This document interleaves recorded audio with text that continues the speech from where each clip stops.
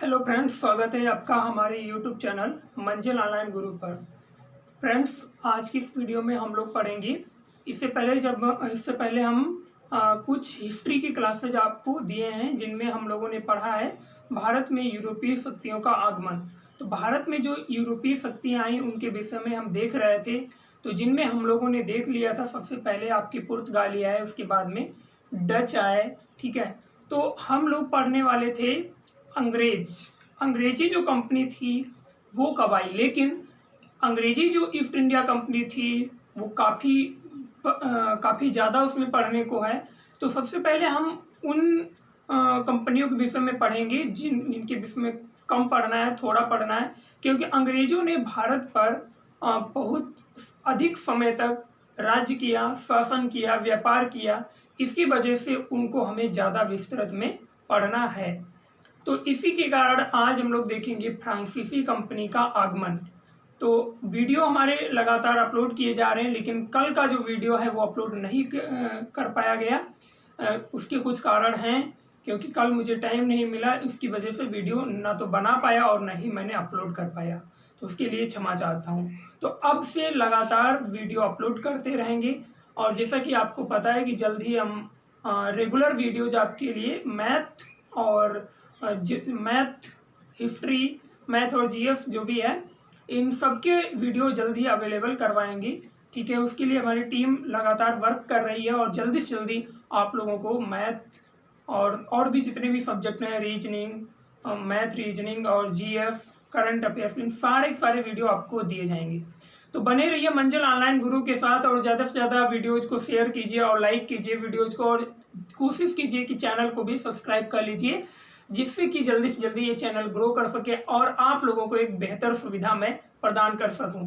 तो आज का जो वीडियो है उसमें हम लोग पढ़ेंगे फ्रांसीसी ईस्ट इंडिया कंपनी की स्थापना कब हुई और कब आया। फ्रांसीसी कंपनी का आगमन। फ्रांसीसी कंपनी का आगमन कब हुआ?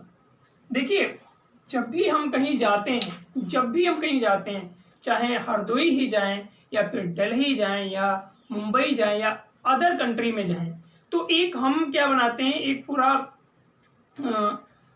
नक्शा तैयार करते हैं कि हमें पहले इधर में जाना है और पूरा बंदोबस्त कर लेते हैं कि वहां पर जाकर हमें करना क्या है, हम किस उद्देश्य से जा रहे हैं। कोई ना कोई हमारा उद्देश्य अवश्य होता है।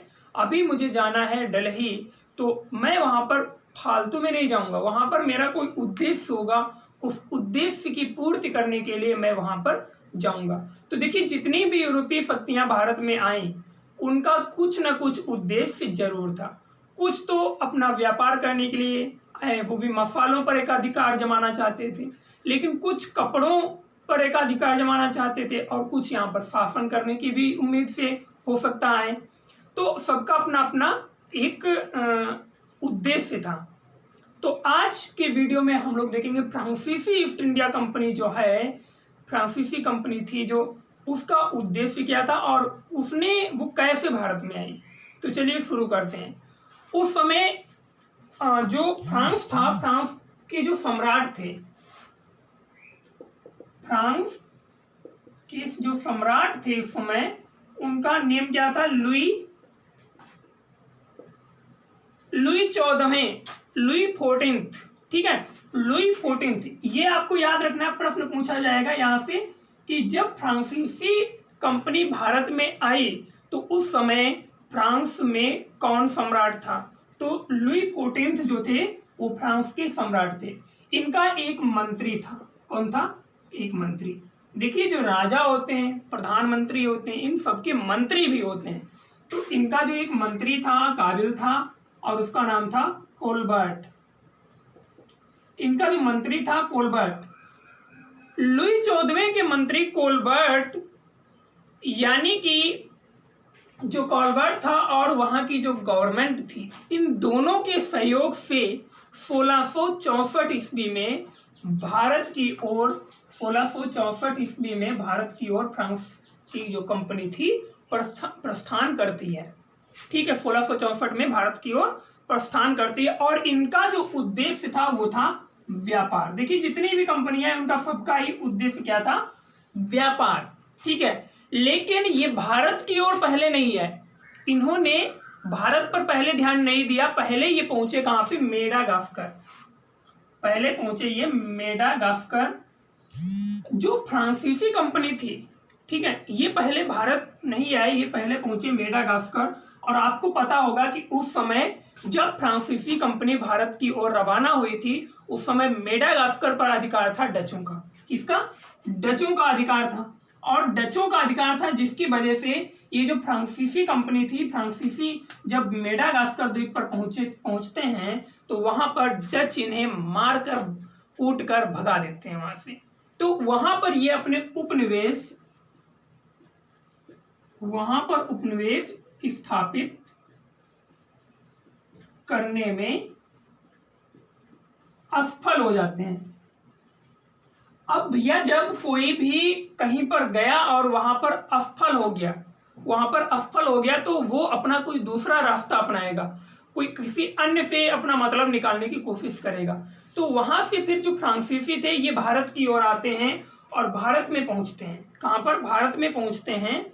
और ये इनका एक जो दूसरा दल था, ये तो भारत में पहुंचे थे लेकिन इनका एक दूसरा दल था वो भारत में पहुंचता है। और दूसरा दल कौन था, दूसरा दल का नेतृत्व कौन कर रहा था, प्रश्न ये पूछा जा सकता है। तो दूसरा जो दल था वो था फ्रैंको कैरो के नेतृत्व में, फ्रैंको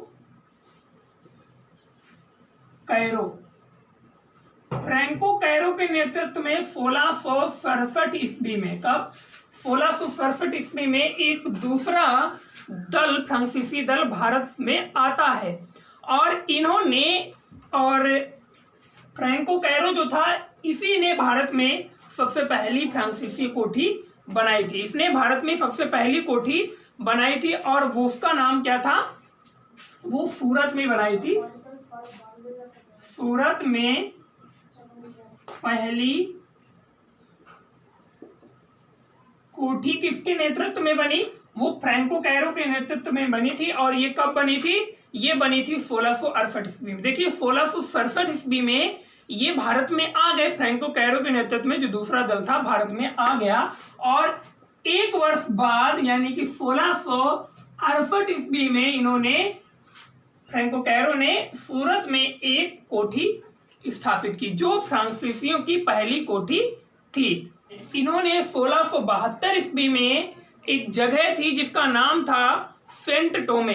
और ये सेंट टोमे कहां पे पड़ता है, मद्रास के निकट पड़ता है। कहां पे, मद्रास के निकट। इसको जीत लिया, इसको क्या किया, इसको जीत लिया फ्रांसीसियों ने 1672 ईस्वी में। कब, 1672 में। सेंट टोमे ये एक जगह का नाम है और ये कहां पर पड़ती है, मद्रास के निकट पड़ती है 1672 ईस्वी में। तो 1672 ईस्वी में फ्रांसीसियों ने सेंट टोमे को जीत लिया। लेकिन अगले ही वर्ष इनका जो नौसेना अध्यक्ष था, नौसेना अध्यक्ष, नेम थोड़ा अटपटा है, उसको याद करना पड़ेगा आपको, दी ला है। ये तीनों शब्द हैं, ये अलग अलग हैं, तीनों शब्द जो हैं ये अलग अलग हैं। दी ला है इनका जो फ्रांसीसियों का उस समय जो जल सेनापति था वो कौन था, वो था दी ला है। तो 1672 ईस्वी में फ्रांसीसियों ने सेंट टोमे को जीत लिया। लेकिन उसके अगले वर्ष में दी लाहे जो था इनका नौसेना अध्यक्ष, ये डचों और उस समय की जो मुस्लिम, डचों और उस समय का जो मुस्लिम सुल्तान था गोलकुंडा का सुल्तान, उसकी सम्मिलित जो सेना थी उससे हार जाता है। डचों प्लस जो उस समय का गोलकुंडा का सुल्तान था, गोलकुंडा के सुल्तान की संयुक्त सेनाओं से बुरी तरह से पराजित हो जाता है।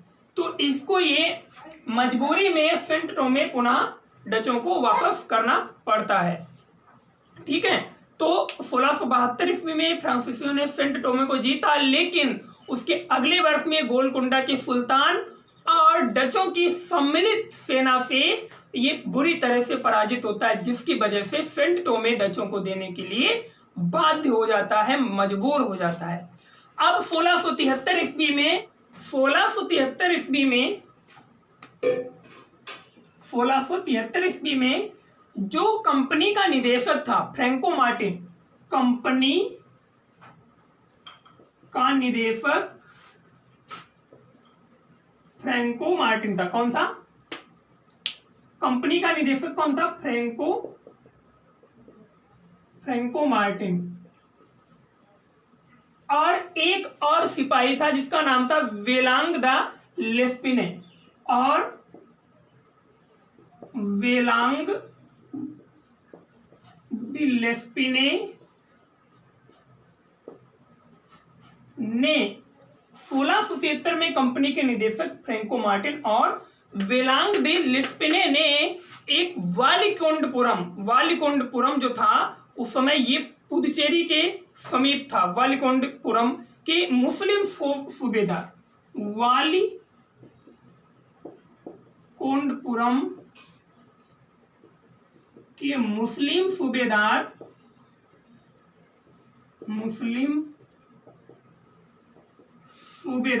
उस समय वालीकोंडपुरम का जो मुस्लिम सूबेदार था वो था शेर खान लोदी। कौन था? शेर खान लोदी था। शेर खान लोदी से एक छोटा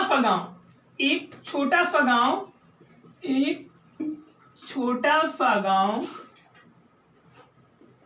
जिसको उस समय पुदुचेरी के नाम से जानते थे,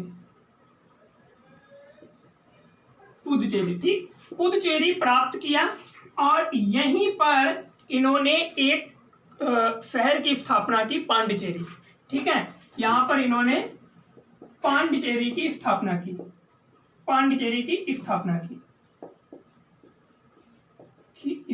की। ठीक है, तो 1673 में कंपनी के निदेशक फ्रैंको मार्टिन और वेलांग दे लेस्पिने ने वालीकोंडपुरम के मुस्लिम सूबेदार शेर खान लोदी से एक छोटा सा गांव प्राप्त किया और वहां पर पांडिचेरी नामक एक शहर की स्थापना की। आगे बढ़ते हैं, और अगले वर्ष में यानी कि 1674 ईस्वी में 73 में इन्होंने प्राप्त किया और पांडिचेरी की स्थापना की। और 1674 में यहाँ का ये जो पांडिचेरी का प्रमुख नियुक्त हुआ, पांडिचेरी का प्रमुख जो था वो फ्रैंको मार्टिन को नियुक्त किया गया। किसको? फ्रैंको मार्टिन को नियुक्त किया गया। आगे बढ़ते हैं, 1693 ईस्वी में जो डच थे उन्होंने फ्रांसीसियों से पांडिचेरी को छीन लिया था। 1693 ईस्वी में पांडिचेरी को डचों ने छीन लिया। और ये जो डच थे ये अंग्रेज इनके साथ थे, डचों के साथ अंग्रेज साथ थे, और इन्होंने डचों ने फ्रांसीसियों से पांडिचेरी को छीन लिया। और पांडिचेरी को किसने स्थापित किया था, बनाया था? वो बनाया था आपके फ्रांसीसियों ने। तो इन्होंने छीन लिया, लेकिन 1697 ईस्वी में एक संधि होती है और जिसको रिजविक की संधि कहते हैं। 1697 में रिजविक की संधि होती है, और जिसके तहत ये जो पांडिचेरी था जो डचों ने छीना था फ्रांसीसियों से, इसको पुनः वापस कर दिया जाता है। आगे बात करें तो इन्होंने बंगाल का एक सूबेदार था, बंगाल का सूबेदार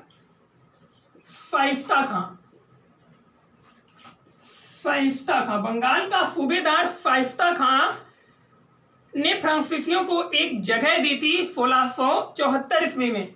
बंगाल के सूबेदार शाइस्ता खां ने 1674 में फ्रांसीसियों को एक जगह दी, ठीक है, और जहां पर इन्होंने चंद्रनगर की फेमस कोठी की स्थापना की थी। चंद्रनगर की प्रसिद्ध कोठी की स्थापना की। ठीक है, 1674 ईस्वी में बंगाल का जो सूबेदार था वो था शाइस्ता खां, और इसने फ्रांसीसियों को एक जगह दी और जहां पर फ्रांसीसियों ने चंद्रनगर की फेमस कोठी का निर्माण किया। आगे बढ़ते हैं तो 1721 ईस्वी में, कब 1721 में जो फ्रांसीसी थे इन्होंने मॉरिशस पर अधिकार कर लिया, और 1721 में मॉरिशस, 1725 ईस्वी में इन्होंने मालाबार जो तट था उस पर जो माहे नाम की जगह थी, माहे नाम का जो शहर उस समय था वहां पर 1725 ईस्वी में माहे पर, और 1759 ईस्वी में कराईकल पर, 1759 ईस्वी में कराईकल, 1759 ईस्वी में कराईकल पर, 1725 में माहे जो मालाबार तट पर स्थित है, और 1721 में मॉरिशस पर इन्होंने अधिकार कर लिया। 1701 ईस्वी में हुआ क्या कि पांडिचेरी जो फ्रांसीसियों ने स्थापित किया था, इसको सभी कंपनी जो फ्रांसीसी कंपनी थी उसके जितने भी क्षेत्र थे उन सब का मुख्यालय नियुक्त किया गया, मुख्यालय नियुक्त किया। मार्टिन जो थे, फ्रैंको मार्टिन, अभी जो इनका उल्लेख किया गया था, फ्रैंको मार्टिन को कंपनी का महानिदेशक नियुक्त किया गया, और यहीं पर मार्टिन ने फोर्ट लुई की स्थापना की थी। कहां पर? पांडिचेरी में फोर्ट लुई की स्थापना की। अब फोर्ट लुई उसका नाम क्यों रखा गया? क्योंकि उस समय फ्रांस के जो सम्राट थे, राजा थे, वो थे लुई 14वें, ठीक है। तो उन्हीं को सम्मान देने के लिए फोर्ट लुई नाम का एक महत्वपूर्ण कोठी की स्थापना पांडिचेरी में की गई। फ्रांस की कंपनी में 1731 ईस्वी में अब एक महत्वपूर्ण शख्सियत आपके सामने आएगी जिनका नाम था Joseph Dupleix, Francois Joseph Dupleix. तो डुप्ले जो थे, डुप्ले ये 1731 ईस्वी में चंद्रनगर के गवर्नर बनकर भारत में आते हैं। चंद्रनगर के गवर्नर, चंद्रनगर के गवर्नर बनकर भारत में आते हैं। डुप्ले जो थे जोसेफ फ्रैंकोए डुप्ले इनका पूरा नाम था, और 1731 में ईस्वी में ये चंद्रनगर के गवर्नर बनकर आते हैं। इन्होंने ला बर्डेनो को अपना जल सेनापति नियुक्त किया था, लेकिन जो फ्रांस की गवर्नमेंट थी उसने ये इजाजत नहीं दी थी। आपको बता दें जो अन्य सारी कंपनियां आई वो सरकार के अंडर में काम करती थी। जैसे डच कंपनी आई, वो किसके अंडर में काम करती थी? वो डच जो हॉलैंड की सरकार थी उसके अंडर में काम करती थी। फ्रांसीसी जो कंपनी आई वो भी फ्रांस की सरकार के अंडर में ही काम करती थी। कोई भी ऐसा कदम नहीं उठा सकती थी जो सरकार के विरुद्ध में हो, या सरकार को बिना बताए भी कोई भी कदम नहीं उठा सकती थी। लेकिन अंग्रेजी जो कंपनी थी वो एक एग्रीमेंट के तहत व्यापार करने के लिए दक्षिण पूर्व एशिया के देशों के साथ निकली थी। उनको ये सारे अधिकार दिए गए थे कि वो लड़ाई करें, युद्ध करें और व्यापार पर एक अधिकार अपना जमा लें। ठीक, बहुत सारे उनको अधिकार दिए गए थे, लेकिन इनको वो अधिकार नहीं दिए गए थे। तो इस वजह से भारत में अन्य कंपनियों की दृष्टि, अन्य कंपनियों के नजरिए में जो अंग्रेजी ईस्ट इंडिया कंपनी थी वो ज्यादा सफल हुई, और लगभग 200 वर्षों से भी अधिक समय तक उन्होंने भारत में शासन किया।